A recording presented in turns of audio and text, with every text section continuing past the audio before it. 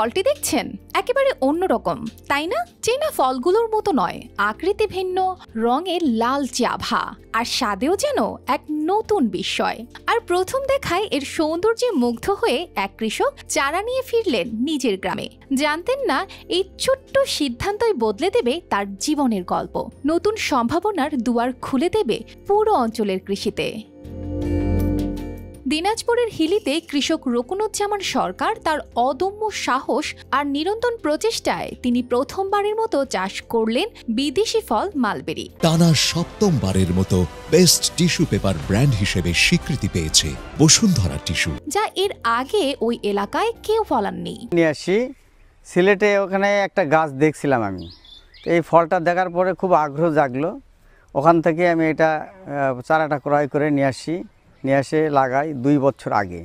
গত বছরে ধরছিল। আমি ফলটা খুব সুন্দর, মানুষকে পরিচিত করার জন্য প্রতিটা মসজিদে এখানে আমাদের এলাকায় ইফতারি টাইমে 1 কেজি 1 কেজি করে দিই।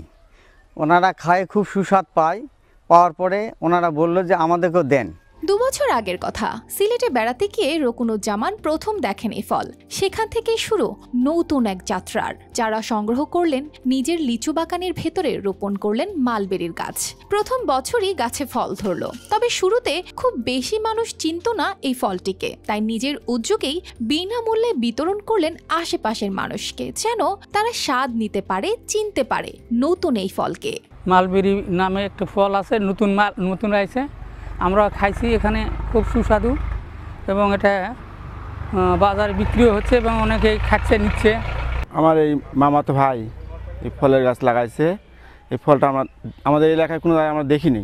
এই ফলটা আমরা দেখতেছি, ইফতার করতে গেছিলাম মসজিদে, যা দেখতে মসজিদে ইফতারি দিল, দেওয়ার পর দেখতে সবাই বলতেছে খুব ভালো, আমিও দেখলাম ভালো সুস্বাদ এই ফলটাতে। ফলটা খুব সুন্দর ফল, এটা মালবেরি বলা হয়, খুব পুষ্টিকর আর খেতে খুব সুস্বাদ, খুব টেস্টফুল, আর শারীরিক মিনারেল অনেক কিছু পুষ্টিকর মেকআপ করে আর কি। ফলটা স্বাদ ছিল অসাধারণ। একটু একটু করে আগ্রহ বাড়তে লাগলো মানুষের। একদিন যারা সন্দেহ করতেন, তারাই এখন রকুনুজ্জামানের বাগানে ভিড় জমাচ্ছেন। কেজি প্রতি 800 টাকা দরে বিক্রি হচ্ছে এই ফল, সঙ্গে বাড়ছে চারা বিক্রিও। গত বছর 16,000 টাকার মালবেরি আর 18,000 টাকার চারা বিক্রি করাচ্ছেন তিনি। আর এবছর ফলন আরো ভালো হয়েছে।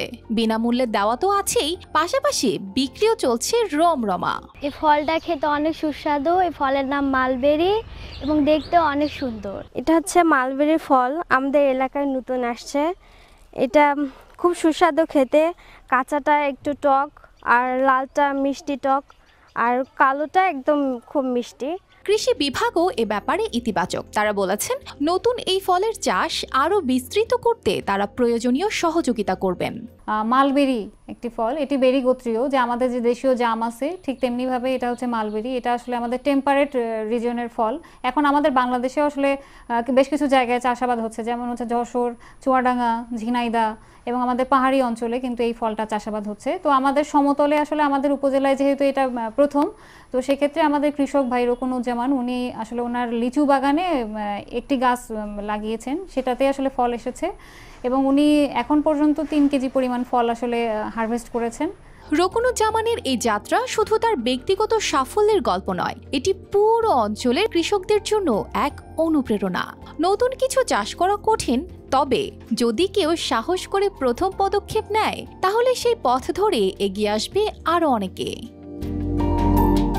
News desk, RTV।